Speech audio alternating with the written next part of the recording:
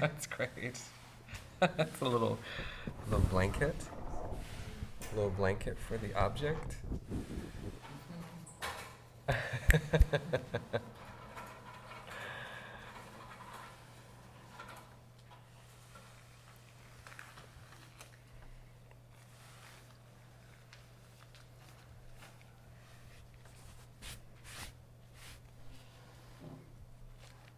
Wow.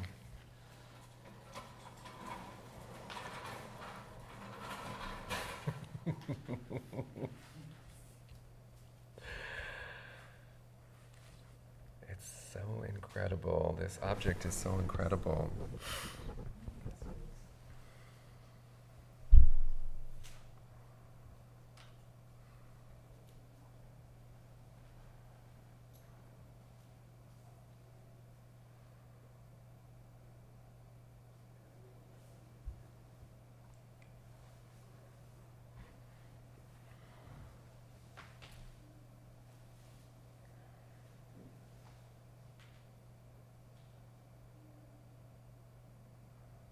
I guess I have a lot of thoughts about things in the museum, about bodies in the museum, about the history of the objects, the unnamed bodies in the museum, the history of expertise connected to the makers, and then how the makers are plugged into cosmologies or knowledge traditions. And I think that there's a I don't think it's we have established language around how knowledge works in institutions.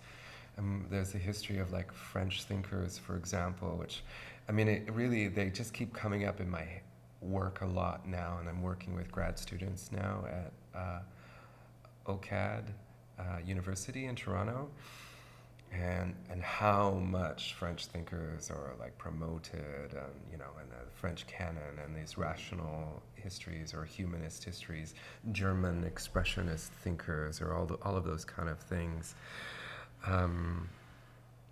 And you have this example of how you're supposed to be in relationship to that kind of knowledge, and how, but I think that there is the lineage of knowledge that you're connected to, as we know from people like Foucault, or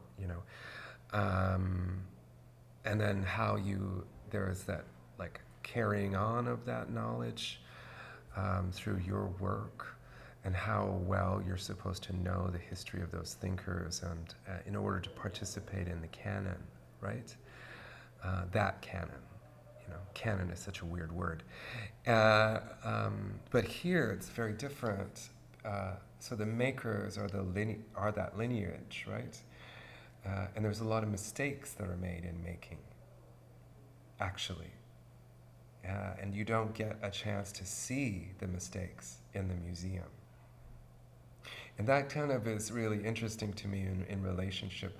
How does that history of mistakes sit beside this sort of rationalist French thinking, and how those two things can walk together. That's the evidence of the body as well, and mistakes are the evidence of the body, And then when you hear, or you go to different museums and you hear the words, or you see the words artist unknown, right? It really also removes the possibility of mistakes actually make a body human. And so artist unknown really removes the possibility of the human body making these things. But I've been thinking about that a long time, and about how when Indigenous bodies come into these environments, how desperate we are to see something of ourselves reflected back, because the colonial manifest destiny is also about amnesia.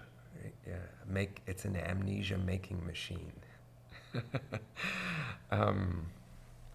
And so you look deeply and you look hard to see something of yourself reflected by looking at the objects. And most of us don't know how to look at the objects because we're looking for the mistakes sometimes, most of the time, often. And I've made a lot of mistakes in making. And every time I come to these museums and I see the beautiful work that our Tahltan ancestor artists make, I actually feel like a failure. I feel like I'm not good enough at all. And I'm pretty good.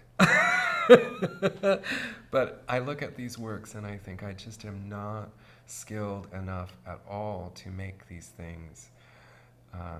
So I feel like I should quit. Actually, it's funny. I've never said that out loud before, but or maybe I have.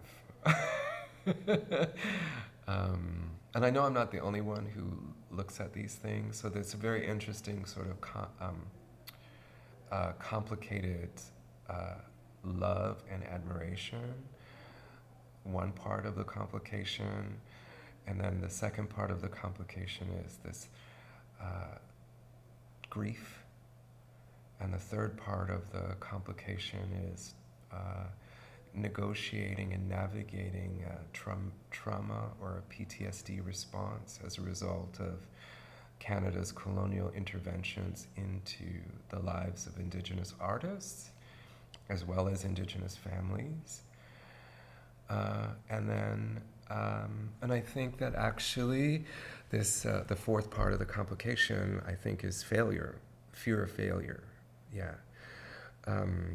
And I think that fear of failure is actually something that comes from a residential school, intergenerational survivor experience.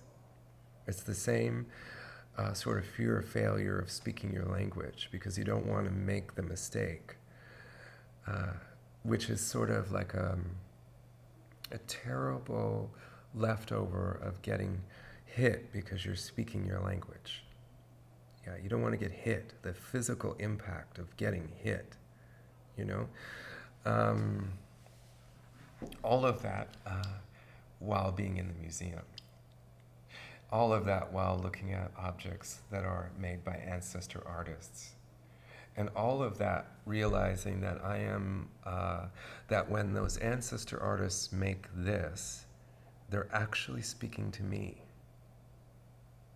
Yeah, they're making it for my body so that I can continue making it or I can continue using it in the ways that it was made or intended to be made, or sorry, intended to be used. It's a very, very complex thing. And so lately I've been really interested in the spider web as a way to navigate and navigate those intersections, and I'm using that word in the feminist tradition, but also I think maybe I'm using that word intersection as much as that word is useful, there's problems with all of the words, so I'm trying it out, making a mistake maybe, but I think I'm using that intersection idea also as matriarchs in the tradition of matriarchs would use that and understand that word, which also informs ideas of continuum. So this object is saying something to me, and I, as a performance artist who's thinking about my body and what my body is able to make, right? So that idea of failure is an interesting component piece to performance art. Indigenous performance artists and the strategies of Indigenous performance art are I think unique in the spectrum that is performance art. So I can feel the hands that held this.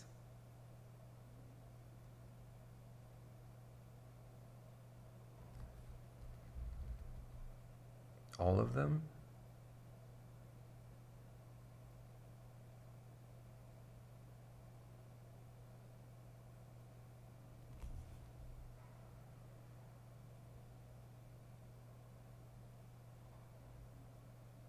The other complication is actually holding Indigenous art history. And then some of my most expansive works as a performance artist or have been in relationship to museums. I spent a lot of time at Museum of Anthropology, and I feel very blessed by that.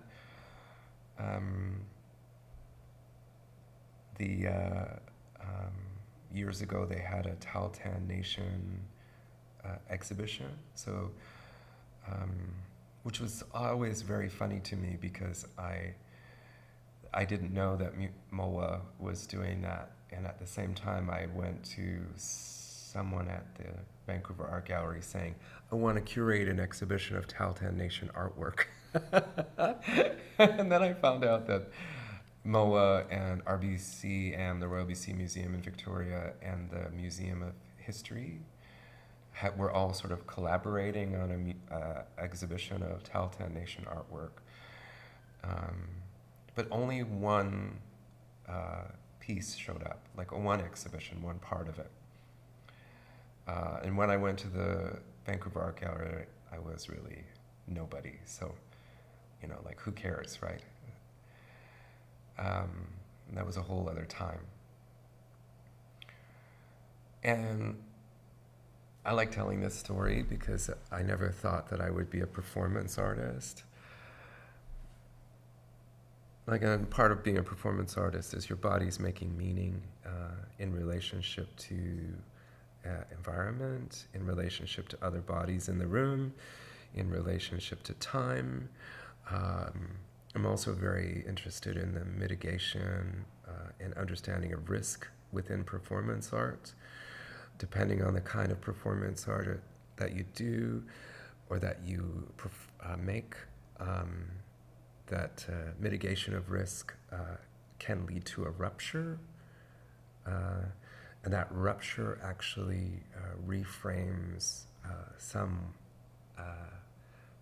part of knowing or structures of power which endeavor to control our way of knowing. Part of mitigation of risk also, for me, also means that the colonial situation in Canada, because I have lived within that, with this body, like, they don't want you to know how powerful your body is, because your body is also a resource that is extracted to serve Canada and Canada's manifest destiny. And so that rupture that happens, yes, it's a rupture, so it causes pain, but it also enables you to know how powerful your body is. And so this device very clearly lets you know how powerful your body is without rupture. And it's a performance of knowing, right? And its action also very clearly lets you know that what you're making is a contribution. So they had that exhibition here, Medo Dihi, Our Great Ancestors Lived This Way. And Dita Cross, right?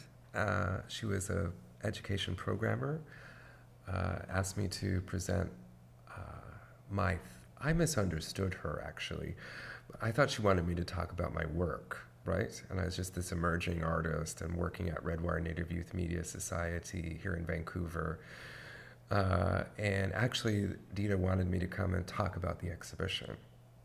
Yeah, so I spent all this time preparing and being super nervous and wrote this terrible speech that was really bad, and I was really trying to experiment a lot with poetry or poetic sort of language, and I'm a sensitive person anyway, yeah. And so being around objects that have so much power is very hard for me after a time. Now that I'm a little bit older, I can mitigate that. But when I was younger and I was asked to do this talk, I was not good at it.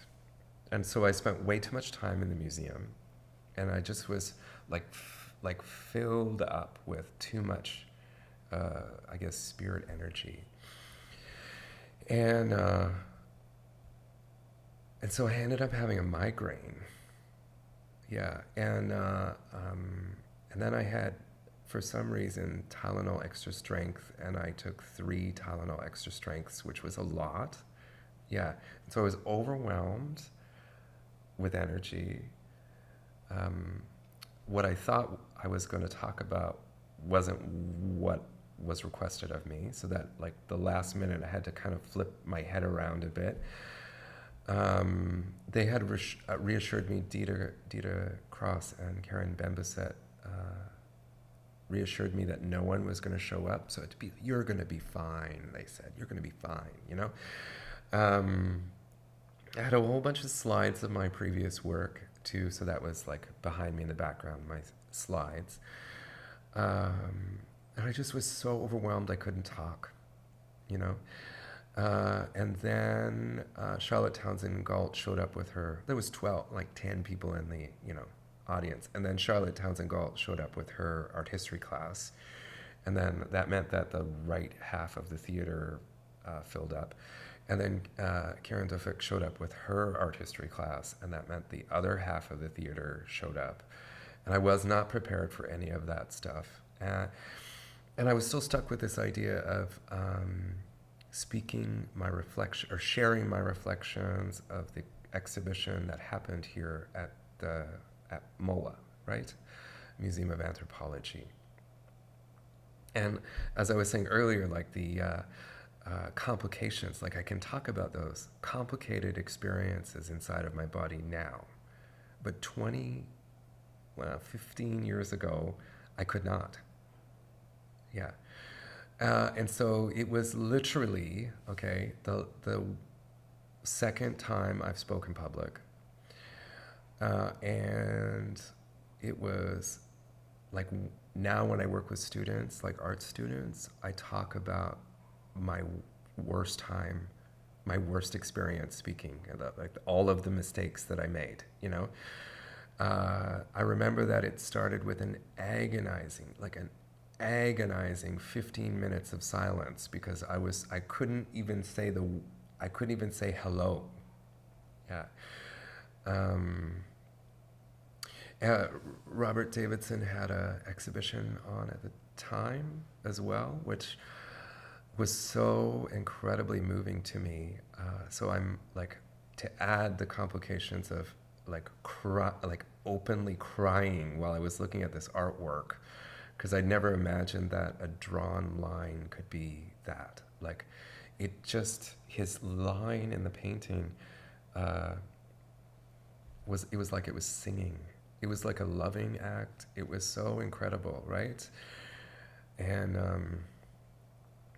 I was asked to talk about the Tahltan Nation collection. Yeah. And I don't remember anything that I said, There was somebody in the audience who said something to me, asked a question, and I can't remember who it was. This white woman, she was asking me, I've lived here for a long time. My family's lived here for generations. I love being in the woods. Can I have a deep relationship to the land like Indigenous people do or can? And I said no.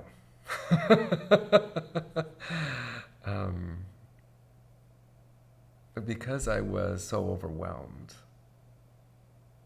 And then people were, I think, surprised at what I said. And, it's a funny response, right? But I wasn't trying to be rude to her, because she asked me something that meant something. And everybody in the theater kind of laughed at my glib response. I feel bad about that. And I did go on further to kind of like, because the audience said, the audience laughed, you know, and so I kind of like tried to pull apart my answer about the nature of relationships to land. And then Skeena Reese said something earlier that week to me about how people have been here for a long time. Like it's not a, you can't say to people, okay, it's time for you to leave, you know. People have been here a long time, generations. People come here and fall in love, or they need a place to stay, or they need to be safe, you know. Like, you can't say that. So that's what I relayed those words to that question asker. But it never felt like enough. It's never felt like enough. I don't even know why I'm saying this right now, you know? Like, I don't know who that person is. I think what I would say what I would say now that I'm 41, you know, and I think I would say yes. I think that's what I would say. Yes, you can. It's a very different answer.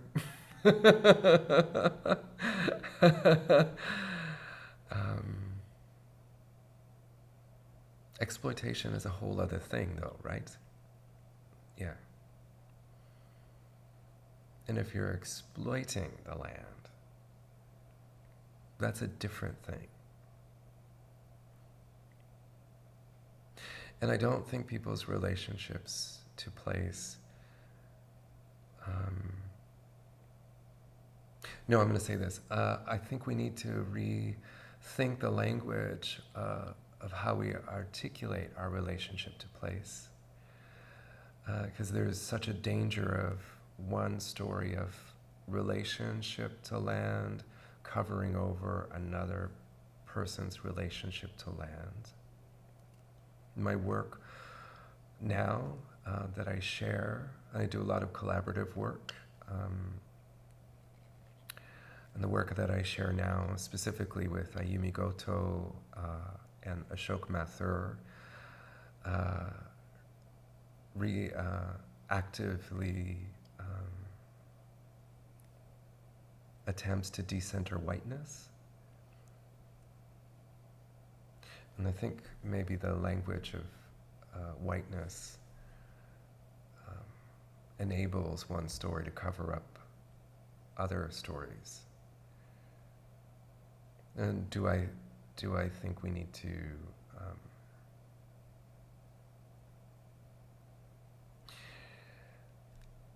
maybe it's better to say it this way.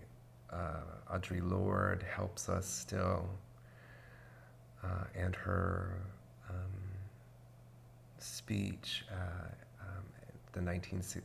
think it was 1976, but the quote from the speech, the master's tools will never dismantle the master's house. It's a very clear guideline, actually. But tools, right? Sometimes tools are very clear.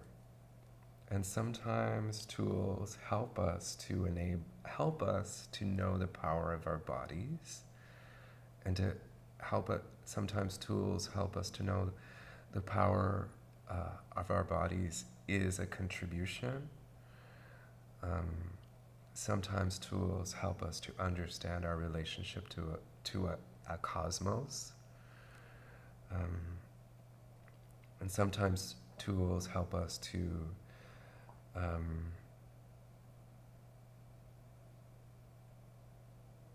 understand that bodies are complicated. And I believe that there are so many systems which are older than this colonial system, which often sits at the center of how we're able to talk to each other and how we're able to understand our stories to the land. that's why decentering whiteness, that the attempt to even decenter it, helps us to see each other better, to see our bodies better. And there are a lot of tools that we inherit. When I became a performance artist, all Karen's fault. Yeah, Karen Bemberset. If I didn't run into her at Rangoli and she said, well, I've been thinking about what you said at that first talk. That's right, because somebody said to me, would you ever show your work in a museum? And I said, well, no, no, because I don't know, I didn't at the time understand how to shift the politics. Yeah. So my answer was no. Yeah. And the answer in my head was, don't you have to be dead to show at a museum? Yeah. That one, even in my sort of like crazy ass state, I was glad that I didn't say that out loud. This is not true. Years and years later, I ran into people who were in the room during the talk. Yeah. And this one guy said to me, we're at a baby shower, and he said, you look really familiar to me. I'm like, okay. And then we finally settled on the talk or whatever, right? And he said, you were going through a lot of emotions that day. And I said, I wish I was. I had taken too many Tylenols. I was a little bit high. Not on purpose, sort of on purpose. That's very funny and weird. And I'll never forget that woman's question. Like, I'm just like, I've always felt bad about that. I never wanted people to laugh at that vulnerable moment. It was a vulnerable. Museum visitors. The museum and gift shop will be closing in 15 minutes at 5 p.m. Thank you for visiting the Museum of Anthropology. I got to shop. No shopping for me. That's fine. Let's let go of all artifacts right now.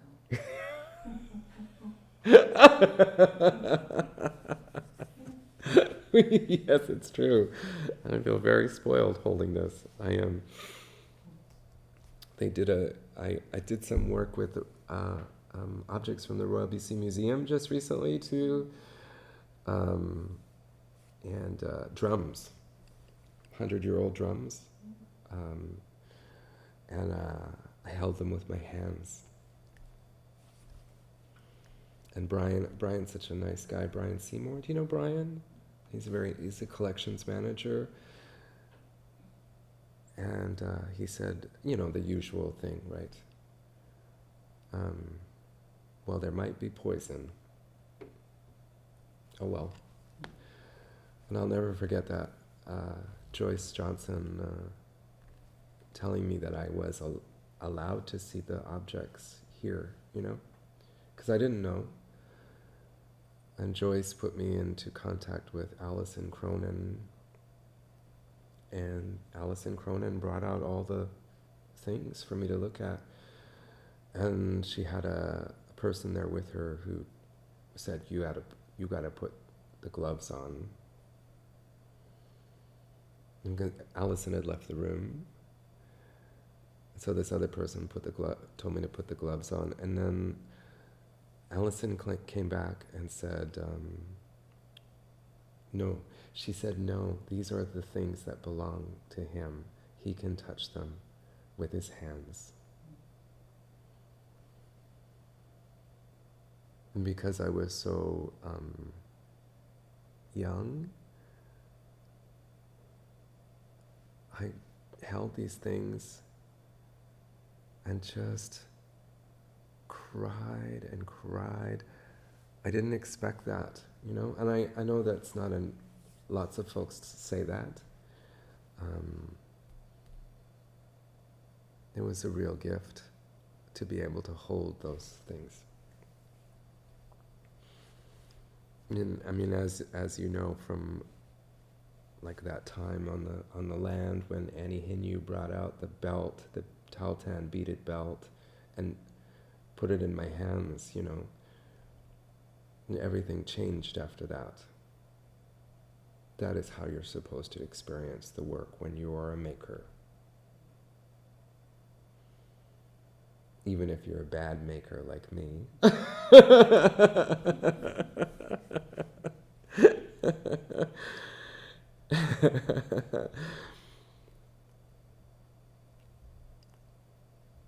Yeah, 2 days we made 8 videos of me holding the drums and dancing with the drums. In 2 days I held over 800 years of indigenous art history. Yeah.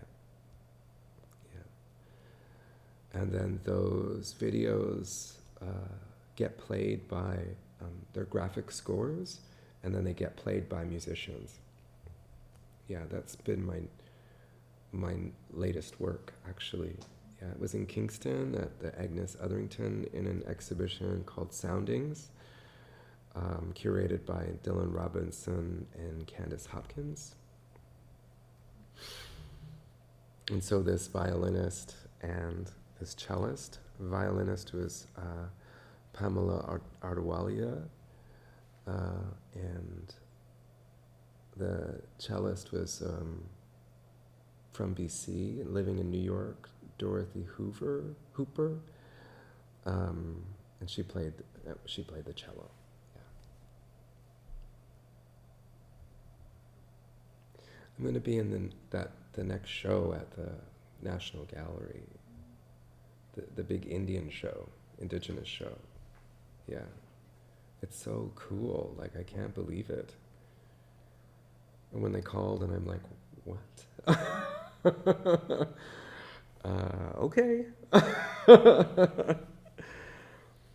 We have to do a site visit in June. I started doing this performance piece where I become the collective breaths of every body that traveled all the pathways in Tahltan Nation territory. And then I bring that breath into concert or connection with the artwork. And so they said, oh, we want you to do this. I'm like, okay, that's great. I can't wait. And then I said, then they told me how many artworks were in there. She said you might pass out. She was telling the conservation team, well, this is what he wants to do. He wants to breathe on all of the paintings, all of the things. And they were like, well, no. And I told, I'm working with Rochelle Dickinson and Greg Hill. And I told Rochelle, I said, well, I didn't say I was going to spit on the paintings. And they're going to have she said they're going to have they want to have a trauma team follow me, just in case I pass out or hyperventilate. Like, how big is this fucking gallery, you know?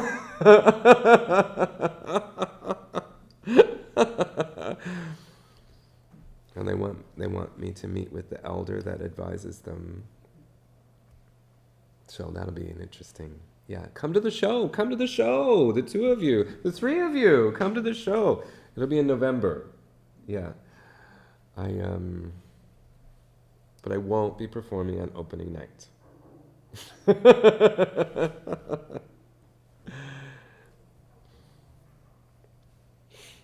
About my tattoos. So I'm Tahltan from northern BC, a Crow clan person. My mom is Janelle Craig and my father is Pierre Morin. Pierre Morin is from Tetford Mines in the middle of Quebec. They met and fell in love probably eventually. And now they have this beautiful love. Maybe it's always been beautiful. Anyway, we moved here when I moved from North to Surrey, BC when I turned 16. Didn't really understand what the colonial amnesia thing was. Everybody was talking about identity at the time. I found this book called The Tahltan Indians by George Emmons when I was 18. And so what I wanted to do, in the book he has drawings of Tahltan artworks. And so when I turned 21, I decided I wanted to get one of those George Emmons drawings of a Tahltan Nation artwork tattooed on my body. Yeah, so that's this here in the back here. I think you can see it there, the two bands here. And those actually are the anthropologists often refer to it as a burden strap. And so the strap goes, for you when you're carrying a moose, right, heavy thing, it goes over here and goes under here and supports the pack. These were the bones that were sewn into the strap, so the strap didn't bunch up, right? What I was always found really important about that was that the bones that Emmons found and wrote about in his book, they were often sewn in, so nobody actually saw that they had these marcations on them until they were removed from the strap, right? I always find that fascinating. And I was just this young kid, and I come from a place where people work really hard. Elders I grew up with worked really hard. So I wanted to have these tattoos to remind myself that I have to work hard like my elders did. Good afternoon, museum visitors. The museum and a gift shop are now closed. Thank you for visiting the Museum of Anthropology. The second tattoo is this one. And this is a stick and poke tattoo that was done by Gabe Hill. It's a Cree Métis artist located here in Vancouver. My friend, his name was David Melville, as a Caribbean Canadian guy. He was my elder for a long time, and my brother and my friend, and he died, he passed away. After he died, lots was going on in my life, but this little hummingbird was following me around. And David had a thing called peripheral neuropathy, which meant a deadening of his nerves. So this really tall, beautiful guy who couldn't move. And I thought, okay, so if you couldn't move in one reality, you are going to become a hummingbird in the next reality. Yeah. And so this is here to remind me of the love he shared with me, and it's to remind me of the love that I have for him. This one says, I am a musical instrument for Mother Earth. This is, in 2009, I curated an exhibition which took place in two parts. One part was called Speaking in Landscape Tongues, and the other part was called Speaking to the Old Ones. In Speaking in Landscape Tongues, Cheryl Larondel, Cree Métis performance artist, singer-songwriter, thinker, she was one of the first Indigenous folks to consider the internet as an Indigenous space. She did this performance for me, for my curatorial project, in which she was saying this phrase over and over again in Cree, right? And eventually I asked her and I said, what were you saying? I love it so much. I love what you're saying. So she said it in Cree, and I'm not going to try and say what she was saying in Cree because I can't remember. And she used the English to communicate what she was saying. And she said, over and over again, I am a musical instrument for Mother Earth. So this is Cheryl LaRondell's artwork here. That takes me to here. There was a xʷməthkվəy artist named Deon Kazakhs who's been contributing to the Indigenous tattoo revitalization in Canada. Because one of the things that happened under the potlatch ban, which was a part of a group of legislation called the Indian Act, it outlawed tattoos. So this is what he calls a earth line, and it's a skin stitch. So he, had a thread and a needle, and he stitched this into me. This is also, and so the earth line, as he explained it, so xʷməthkվəy clothing often had a line painted around. And on the clothing, the line is supposed to represent or remind the wearer about their connection to the earth. And then he added this stick and poke sun. So this is really interesting, right? Because this is like prison tattoo style with a sewing needle, stick and poke. And this is remembering Indigenous stick and poke tattooing. That moves me to this. This mark is given to me by Deon Kazakhs again. And the four stitch lines in xʷməthkվəy culture are supposed to represent courage and bravery. And he said to me, I want to give you this mark because I've witnessed the work you've done as a performance artist, and I want to honor you for what you give to us. And I want to offer this remembrance of courage because you need to be brave in your work. That leads me to this. So there's a Mi'kmaq artist, his name is Jordan Bennett. He apprenticed at the Earthline Tattoo School with Deon Kazakhs. My work now thinks a lot about memory and what memory does. And I want my work to also remember the Indigenous artists who passed away, because I think because I'm a part of that art history, I'm responsible for remembering them. One of the first artists I ever met, I didn't meet her, but I saw her work. It was xʷməthkվəy.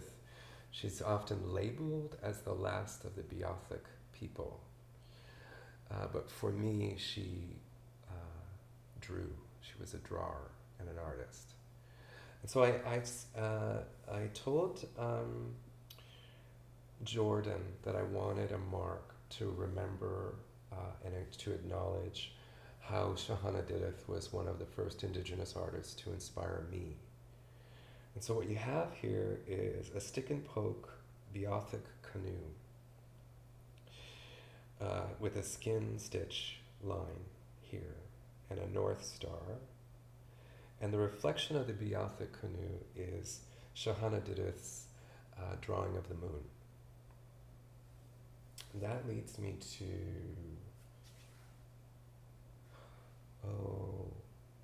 here. Is there something there?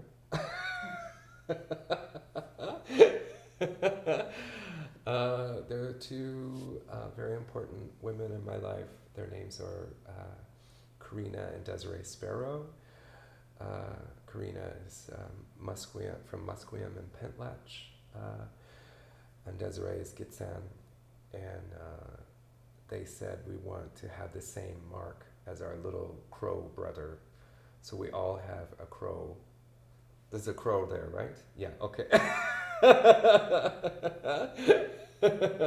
So we all have a crow mark, a flying crow. But that wasn't enough for me, so I was like, because I love them so much, so I got a sparrow. That's a sparrow for my sparrows Yeah. And then there was this kid I used to work with named Naomi Kennedy, and I realized that she told me she makes extra cash by giving tattoos out in her house, and I just wanted to like hang out with her and give her some money because I had extra money. So Naomi did this for me, and she did this for me. And I, a long time ago, had a dream about a crow with a human heart. It's probably my regalia, but I haven't made it yet. Maybe someone will make it for me.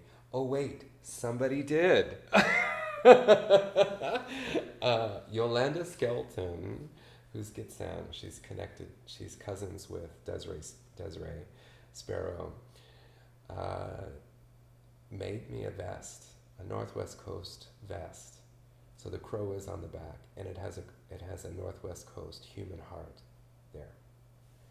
So the tattoo came first, and the vest came second.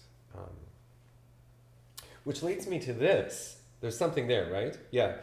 Okay, so Tanya Willard, Gabe Hill, and I are part of a collective called Bush Gallery, and that's a fluid collective. There's lots of amazing, powerful people there. And Janine Freyna Jutley is one of those amazing, powerful people in the Bush Gallery collective. And so we did this, we put up a Bush Gallery. Bush Gallery made a Bush Gallery, which means we put up a teepee. And inside that teepee, we had Deon Kazakhs come and do a tattoo action for us. And so it's a skin stitch circle. It's a stick and poke circle and a skin stitched hashtag. Because at the time when Tanya and Gabe and I, the first time we did Bush Gallery, none of us knew what a hashtag was. So it seemed to make sense to use landmarking tape and put, hashtag Bush Gallery on the land. So we did that, and now we have these. Yes, which leads me to this. 20 years later, that's always 20 years later because I can't remember dates or whatever. I returned to that book, that George Emmons book. And so this is actually in a language you call it Togadi, and it's used to remove the flesh from moose hide in order to turn it into smoked tan hide, right? You have to pull the flesh off, and the fascia has to be removed. And there's this beautiful mark here, this beautiful drawing on the bone. And I wanted to put that here because this is my ancestor's paintbrush, the tools of art making, right? So it moved from being back where I can't see it to where I see it every day. Yeah, which leads me to this. In my effort to show my allegiances to artists and to remember the artists that have significantly changed my life. My grandma, her name is Dinah. Her English name is Dinah. She had 3 names in our language. My favorite one to say is Hokak Ichma. The English language to communicate meaning is when the river is at its highest and throws sand on the banks. This is her artwork. And this is currently on the pair of moccasins that my mom wears every day. And this tattooing was done by a young Métis woman named Audie Murray, who also apprenticed at the Earthline Tattoo School. And that leads me to here. So in honoring and sharing my allegiances to artists, Indigenous artists, there's this incredible artist, Woolastuk or Maliseet artist named Shirley Bear. who was my mentor and my elder and my friend. And she used to sign her artwork with this mark. And I think it's usually referred to as Abenaki woman. But for me, it's Shirley Bear. Yeah. And then when I recently was doing a performance with Jeremy Dutcher, who is also a Willistuk, and Bracken Hanus Corlett, who is a Wikano and Kwakwakewak. Oh, that's bad. I can't remember right now. We got matching because we'd all been inspired by Shirley Bear. And the performance was called Ancestor Song Research Laboratory. And the last Ancestor song was to turn off all of the equipment and for us to go to the microphone and talk about why Shirley Bear inspired us or saved us or helped us to become artists. I guess the last thing, is it the last thing? I don't know. I guess my mom, her name is Janelle. Her English name is Janelle. Her Di Denek Anya Adzudza, that's her name, Adzudza. And she got that name from an elder lady named Emma Brown. Yeah. Emma Brown was 107 years old when she died. My mom has Alzheimer's, so I've been thinking a lot about memory and what memory does. Yeah, and I refuse to see my mom in any deficient way. Yeah, so she's not falling behind, she is going ahead.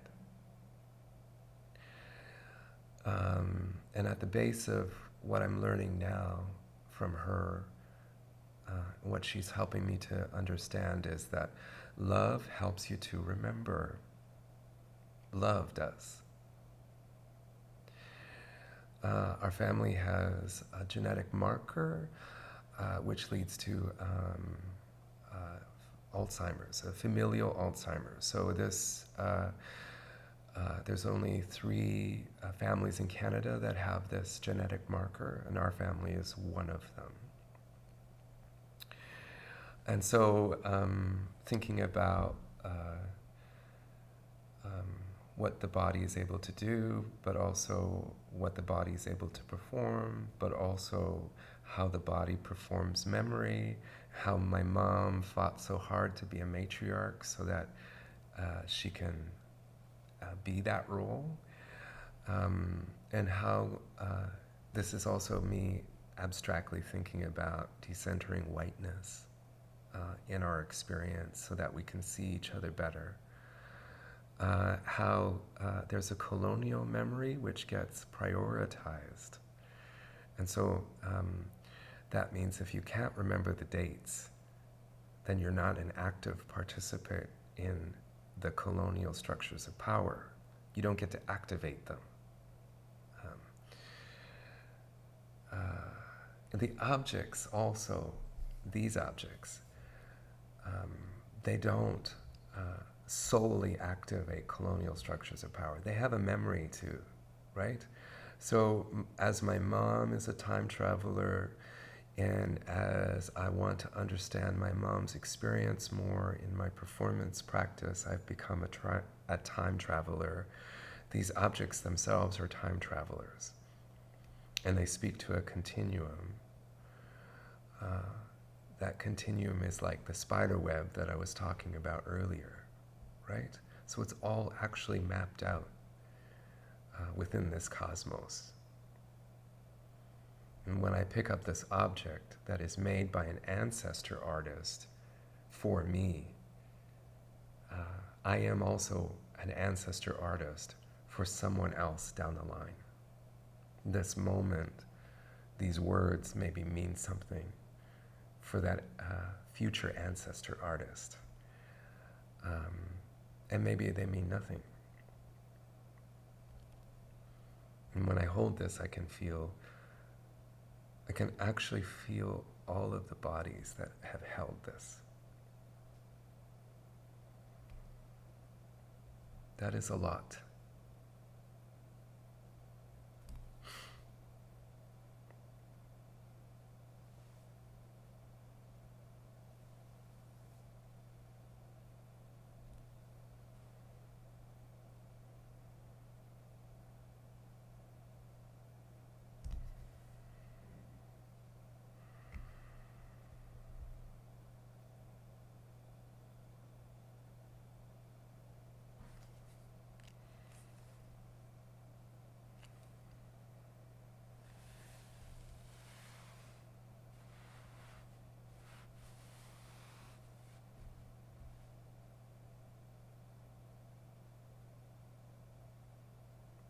Okay.